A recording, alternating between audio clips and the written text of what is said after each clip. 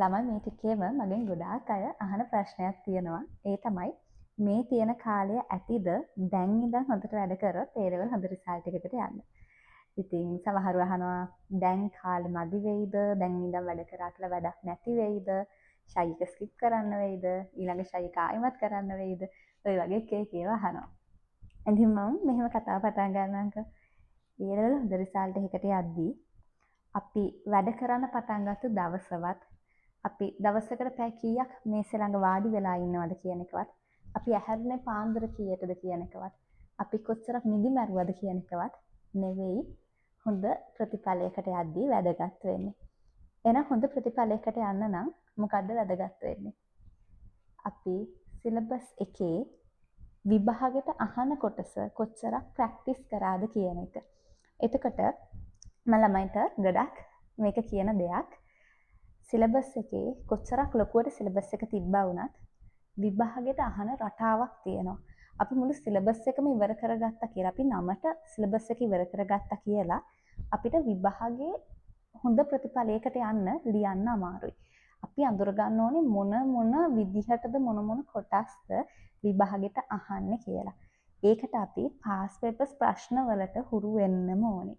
ඉතින් එහෙමනම් ඔයා A level හොඳ රිසල්ට් එකකට යන්න බලාපොරොත්තු වෙනවා නම් ඔයා මූලිකවම කරන්න ඕනේ දේ තමයි අඩුම අන්තිම අවුරුදු 10වත් පාස් පේපර්ස් කරන එක. ඉතින් මේ තියෙන කාලේ හරියට මැනේජ් කරගත්තොත් ඔයාට ඒ පාස් පේපර්ස් වලට පුරුදු වෙනවා කියන දේ කරන්න හොඳටම වෙලාව ඇති. ඒ කියන්නේ කොච්චර අඩු මට්ටමක හිටියා වුණත් ඔයාට තවමත් හැකියාව තියෙනවා ඒ එකකට යන්න. හැබැයි මේක ලේසියෙන් එක රැයෙන් වෙන වැඩක් නෙවෙයි. ඔයා මේකට හරි ට්‍රැක් එකේ යන්න ඕනේ. ඒ කියන්නේ වැඩ කරන්න ඕනේ වැඩ ටික නැතුව ඔයා වෙන ටිකක් කරා කියලා මොනා හරි ටිකක් කළා කියලා ඔයාට දැන් ඔයා ඉන්නේ අඩු මට්ටමේ නම් ඔයාට ඒ වැටිලා ඉන්න තැනින් එහෙම ගොඩ එන්න බෑ. ඔයා මේකට හරියට කරන්න ඕනේ වැඩ ටික අඳුර ගන්න ඕනේ මුලින්ම.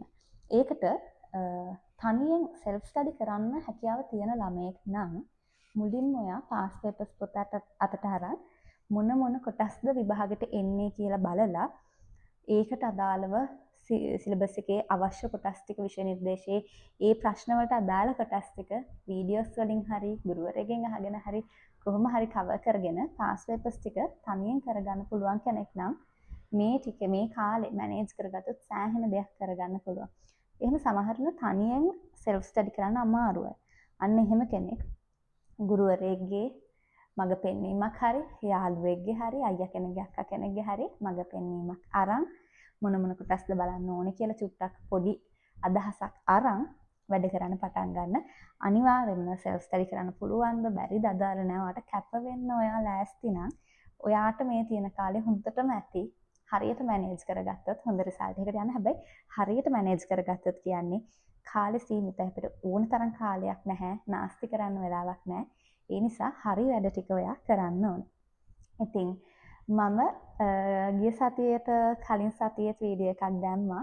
ඔයාලට කොතනින්ද පටන් ගන්න කියලා අදහසක් නැත්නම් මට කෙමිස්ට්‍රි විෂයට උදව් කරන්න පුළුවන්. මට මැසේජ් එකක් දාන්න. එහෙම විභාගෙට අහනම කොටස් ටික අරන් මම ගිය පාර ළමයින්ට ප්‍රෝග්‍රෑම් එකක් කරා මාස දෙකකට. ඒ විභාගෙට අහනම කොටස් ටික ඔයාලට උගන්වලා එහෙම ගොඩාක් දිග වීඩියෝස් නෙවෙයි ෂෝට් වීඩියෝස් වලින් උගන්වලා පාස් පේපර්ස් කරපු ප්‍රෝග්‍රෑම් එකක් අපි ගිය පාර කළා. ඒකේ වීඩියෝස් මං ගාව තියෙනවා. හැබැයි මම ප්ලෑන් එකක් විදිහට දෙන්නේ. මම ඊළඟ වීඩියෝ එක දෙන්නේ මට මං එවන වීඩියෝ එකේ වැඩ කරන අයට විතරයි. මට කරලා එවන අයට විතරයි. ඉතින් මාත් එක්ක එහෙම වැඩ කරන්න ලෑස්ති නම් ඔයාලා කැමති නම් මාත් එක්ක වැඩ කරන්න මම ඕන් ළමයට උදව් කරනවා. ඉතින් ඔයාලට කෙමිස්ට්‍රි පටන් ගන්න කොතනින්ද කියලා අදහසක් නැත්නම් මට මැසේජ් එකක් දාන්න. මම මගේ ගිය පාර ඕන වීඩියෝ එකක් ඔයාලට දෙනවා. හැබැයි මට ඒ වැඩ ටික කරලා එවන්න ඕනේ. එතකොට තමයි මට පුළුවන් ඔයාලට මඟ පෙන්වන්න. නැත්නම් ඔයාලා නිකන් වීඩියෝස් ටික ඉල්ල ගත්තොත් ඔයාලට ඒක වැඩකුත් නැහැ මට වැඩකුත් නැහැ. මම කරන මහන්සිය ප්‍රයෝජනයක් වෙන්නේ නැහැ. ඉතින් ඒ නිසා මාත් එක්ක වැඩ කරන්න කැමති නම් මට මැසේජ් එකක් දාන්න. මම අනිවාර්යෙන්ම කිසිම මුදලක් අය කරන්නේ නැහැ. මගේ කොහොම ගිය පාර ඒ මං හදපු වීඩියෝස් ටිකක් සහ ඒ ප්ලෑන් එකක් තියෙනවා මම ඒක දෙනවා. අවශ්‍ය කෙනෙක් ඉන්නවා නම් මට මැසේජ් එකක් දාන්න. ඒ වගේම දැන් වැඩ ටික කරන් යන ළමයින්ට දැන් හිටියන් ගිය සතියේ කලින් සතියේ වැඩ ස්ටාර්ට් කරපු අය එයාලට අවශ්‍ය නම් අපි දැන් අලුතෙන් පාස් පේපර් ප්‍රෝග්‍රෑම් එකක් අලුත් බැච් එකකට පටන් ගන්නවා group 2 එකට second group එකට අන්න ඒකට ඔයාලට ජොයින් වෙන්න ඕන නම් මේ ඉරිදා තමයි පටන් ගන්නෙ. ඒකටත් මට චුට්ටක් මැසේජ් එකක් දාලා තියන්න. ජොයින් වෙන්න කැමති අය. සහ තවම ප්ලෑන් එකේ වැඩ පටන් ගත්තේ නැති අය මට මැසේජ් එකක් දාලා තියන්න ළමයි ජොයින් වෙන්න ඕන. ඉතින් හොඳට වැඩ ටික කරන්න. මම ආයෙත් කියනවා මේ තියෙන කාලේ හොඳටම ඇති. හරියට මැනේජ් කරගත්තත් ඔයාලට. ඉතින් වෙලාව නාස්ති කරන්නේ නැතුව අවශ්‍ය වැඩ ටික කරන්න. හાર્ඩ් වර්කින්ම නෙවෙයි ආව හොඳ රිසල්ට් එකකට ගෙනියන්නේ. ඔයාලට ස්මාර්ට් වර්ක් කරලත් අඩු කාලෙකින් හොඳ රිසල්ට් එකකට යන්න පුළුවන්. එහෙනම් good luck හැමෝටම හොඳට වැඩ කරන්න.